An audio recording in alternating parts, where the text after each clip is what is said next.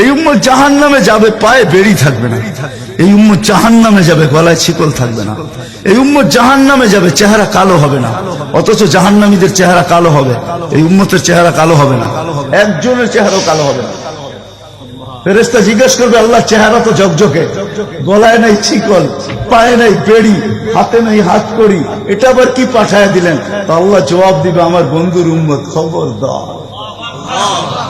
তো ফেরেশতা মালিক জিজ্ঞেস করবে, দারোগা হাতকড়ি নাই কেন? বলছে, যেই হাত উঁচুতে ব্যবহার হয় ওটা হাতে হাতকড়ি লাগে না। যেই পাও মসজিদের দিকে চলে ওই পায়ে বেড়ি লাগে না।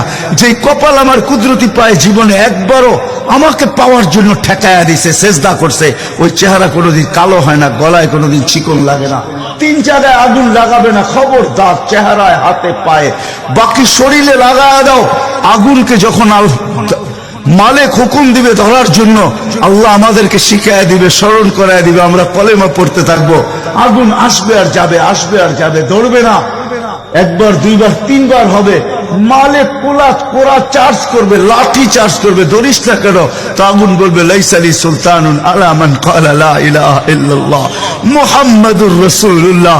এই কলেমা যে পড়ে তাকে ধরার ক্ষমতা আমার নাই।